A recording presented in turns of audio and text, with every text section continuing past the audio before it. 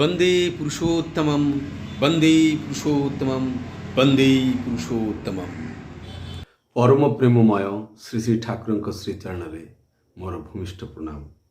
परमाराध्या जगत जननी श्री श्री बड़मा, परम पूज्य पाद श्री श्री बड़दा, परम पूज्य पाद श्री श्री आचार्य देव श्री चरण रे मोर भूमिष्ठ प्रणाम। समस्त दादा माँ मान मोर आंतरिक आनंदित जय गुरु। आशा करे समस्ते भलरे अछंती एवं यही शुभ लगन रे समस्त को पाए मु परम दयालु श्री चरण रे प्रार्थना जड़ाए समस्ते भलरे रहंतु, समस्त मंगल हुंतु, समस्ते सुखी भवंतु। आज मु जो विषयटी ठाकुरंकर जो कथाटी आपण मान सम्मुख में तोली धरक जाऊँगी से कथारू आमे जानी पारबु जे ईश्वर कौन, ईश्वर अर्थटी कौन, ईश्वर शब्दर व्याख्याटी कौन।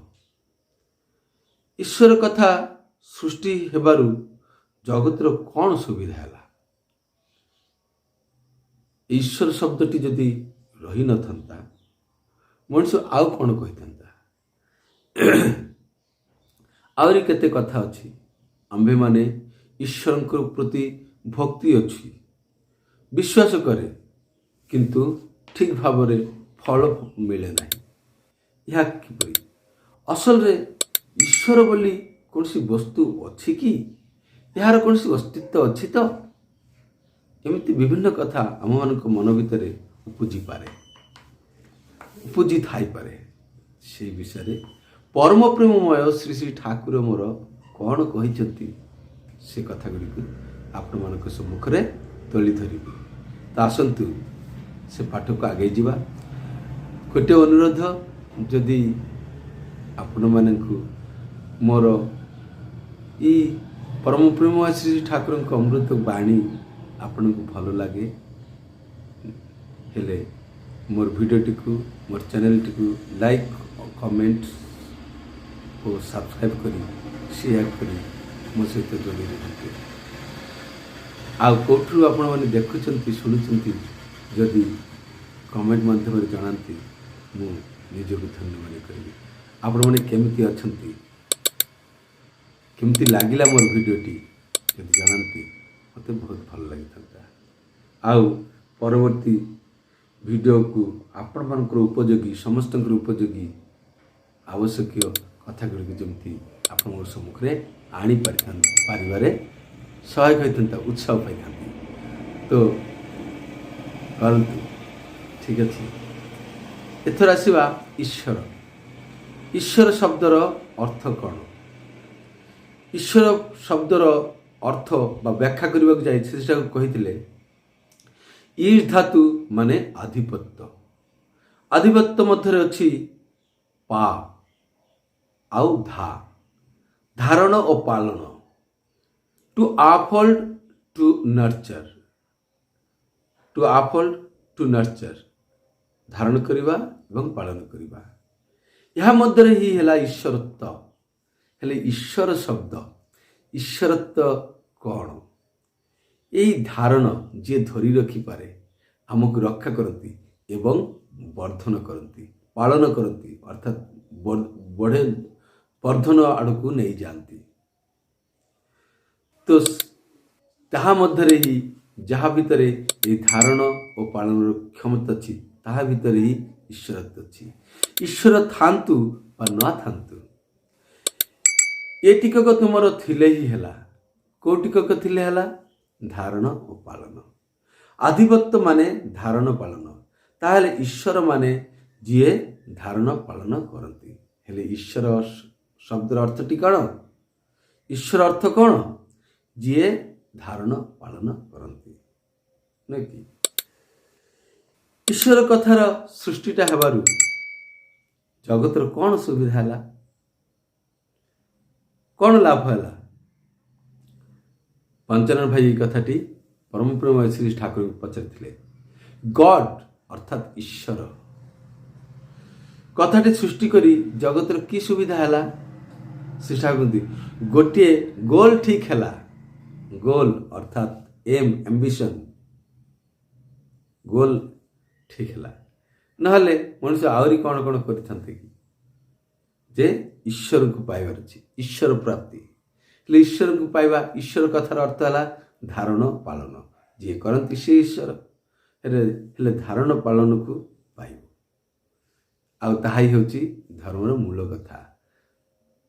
ଧର୍ମେ ଅନ୍ୟକୁ ବଞ୍ଚାଏ, ନିଜେ ବଞ୍ଚେ, ଧର୍ମ ବୋଲି ଜାଣିଥା ତାଙ୍କୁ, ସେଇଆ ହେଉଛି ଧର୍ମ। ବଞ୍ଚିବା ବଢ଼ିବାର ମର୍ମ ଯାହା, ଧର୍ମ ବୋଲି ଜାଣିଥା ତାହା। ଏମିତି ଠାକୁରଙ୍କର। ହେଲେ ଧର୍ମଟା କ'ଣ? ଧାରୟତି ଧର୍ମ, ଅର୍ଥାତ୍ ଧାରଣ କରିବାର କ୍ଷମତା ଯାହାର ଅଛି, ଧାରଣ ପାଳନ। ହେଲେ ଧର୍ମ ଆଉ ଈଶ୍ୱର ଅର୍ଥ ଗୋଟିଏ ଜାଗାରେ ଯାଇକି ଛିଡ଼ା ହେଉଛି। ଏବେ କଥାଟି ହେଲା, ଜଣେ ଭାଇ ଠାକୁରଙ୍କ ସାମ୍ନାରେ ଆସି ସେ ଠାକୁରଙ୍କ ଅନୁମତି ପାଇ କେତେକ କଥା ଠାକୁରଙ୍କୁ ପଚାରିବାକୁ ଲାଗିଲେ। ଯେ ସେ ପଚାରୁଛନ୍ତି, ମୁଁ ଈଶ୍ୱରଙ୍କ ଠାରେ ବିଶ୍ୱାସ କରି କାମ କରେ, ଅଥଚ ଠିକ୍ ଫଳ ପାଏ ନା। ଶ୍ରୀ ଠାକୁର କହୁଛନ୍ତି, ଈଶ୍ୱରଙ୍କ ଉପରେ ବିଶ୍ୱାସ କରି କାମ କରିଲେ କାମଟା କରିବା ଦରକାର ଥରଲି ଆଣ୍ଡ ଆକ୍ୟୁରେଟଲି, ଅର୍ଥାତ୍ ପୂର୍ଣ୍ଣାଙ୍ଗ ଓ ନିର୍ଭୁଲ ଭାବରେ। କାରଣ ଈଶ୍ୱର ସ୍ୱୟଂ ଥର ଆଣ୍ଡ ଆକ୍ୟୁରେଟ୍, ପୂର୍ଣ୍ଣ ଓ ଭ୍ରାନ୍ତିହୀନ। ଏଠି ଈଶ୍ୱର ଆଉ ଗୋଟେ ବ୍ୟାଖ୍ୟା ଆମେ ପାଇଲୁ। ଈଶ୍ୱର କିଏ?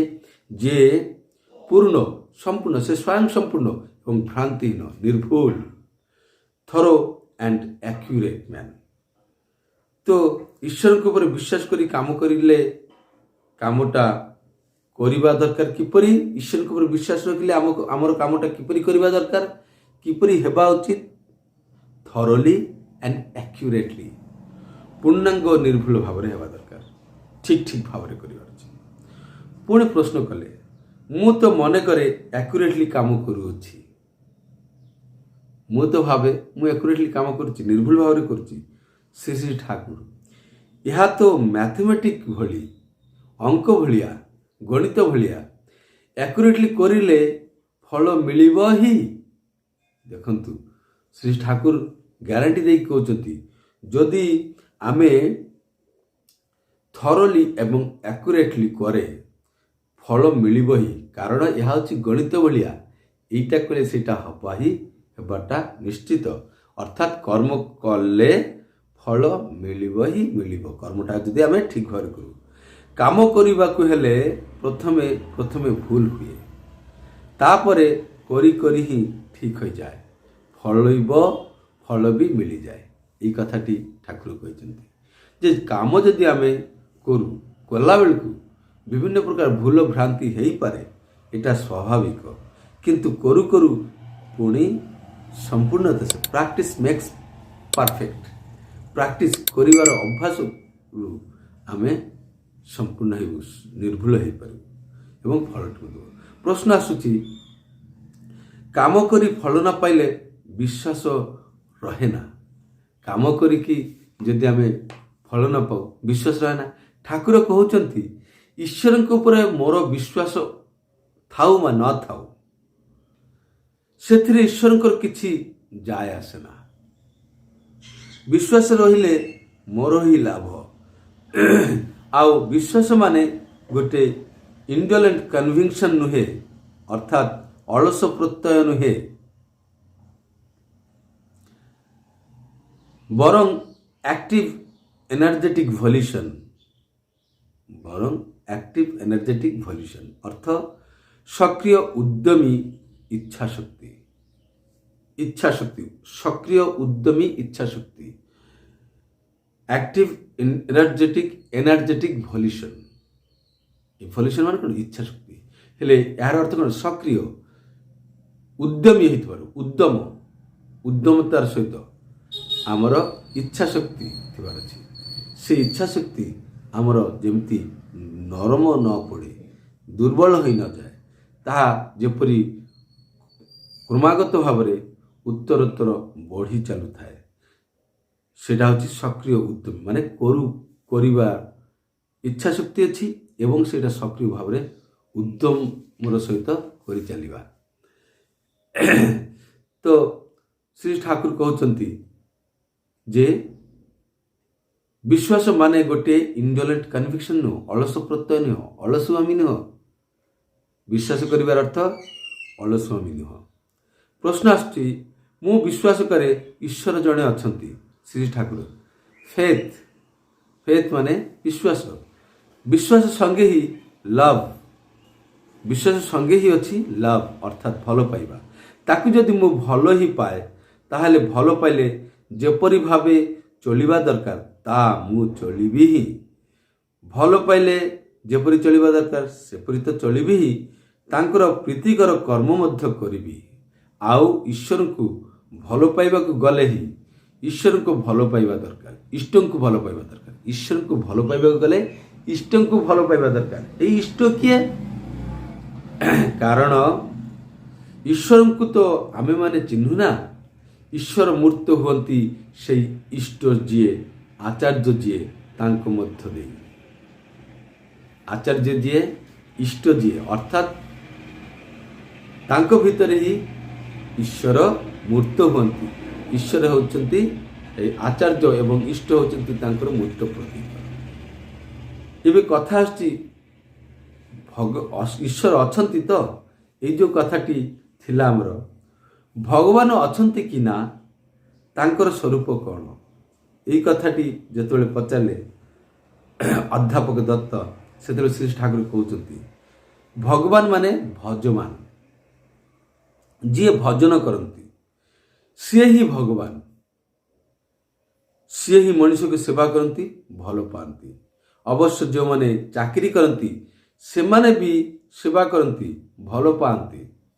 କିନ୍ତୁ ମଣିଷ ପ୍ରତି କଲ୍ୟାଣର ଆଗ୍ରହ ନେଇ ସେମାନଙ୍କ ପାଇଁ ଏହିଭଳି କରିବା ଆଉ ଚାକିରି ପାଇଁ କରିବା ଅନେକ ପାର୍ଥକ୍ୟ। ଈଶ୍ୱର ମାନେ ଆଧିପତ୍ୟ, ଆଧିପତ୍ୟ ମଧ୍ୟରେ ଧାରଣ ପାଳନ ଅଛି। ଆମ୍ଭମାନଙ୍କର ଏକ୍ଜିଷ୍ଟେନ୍ସ ଅର୍ଥାତ୍ ସତ୍ତା ଯାଙ୍କ ଦ୍ୱାରା ଆପାଳିତ ଆପ୍ରୀତ ହୁଏ, ସିଏ ହିଁ ଈଶ୍ୱର ନା କ'ଣ କହିବ? ଏଇ ଆଗରେ ଯେଉଁ ଧାରଣ ପାଳନ କଥାଟି ଶବ୍ଦଟି ଠାକୁର କହିଥିଲେ, ସେ ଧାରଣ ପାଳନ କଥାରେ ହିଁ ଆସୁଛି। କିପରି ଆମେ ଯାହାଦ୍ୱାରା ଆମମାନଙ୍କର ଏକ୍ଜିଷ୍ଟେନ୍ସ, ଆମର ଅସତ୍ତା ଯାହାଦ୍ୱାରା ପାଳିତ ପୂରିତ ହୁଏ, ଆପାଳିତ ଆପୂରିତ ହୁଏ, ସେ ହିଁ ତ ଆମର ଈଶ୍ୱର। ଆଉ ଈଶ୍ୱର ମୂର୍ତ୍ତ ହୁଅନ୍ତି ଇଷ୍ଟ, ଆଦର୍ଶରେ। ଆଉ ଆଦର୍ଶରେ ଅନୁରାଗ ଆଣନ୍ତି। ଅନୁରାଗ ଭକ୍ତି ଥିଲେ ହିଁ ଆମେ ତାଙ୍କୁ ଉପଲବ୍ଧି କରିବା, ଜାଣିପାରିବା। ଠିକ୍ ଅଛି। ତ ଆଜି ପାଇଁ ଏତିକି। ଏଇ କଥାଗୁଡ଼ିକ, ସମ୍ପୂର୍ଣ୍ଣ କଥାଗୁଡ଼ିକ ଦୀପରକ୍ଷୀ ପୁସ୍ତକରୁ ନିଆଯାଇଛି। ଠିକ୍ ଅଛି। ଆଶା କରେ ସମସ୍ତଙ୍କୁ ଭଲ ଲାଗିଥିବ ଏବଂ ଆପଣଙ୍କ ଉପକାରରେ ଲାଗିବ। ଉପକାର ଲାଗିଲେ ହିଁ ମୁଁ ନିଜକୁ ଧନ୍ୟ ମନେ କରିବି। ଠିକ୍ ଅଛି। ଆଜି ପାଇଁ ଏତିକି। ଜୟ ଗୁରୁ। ବନ୍ଦେ ପୁରୁଷୋତ୍ତମ।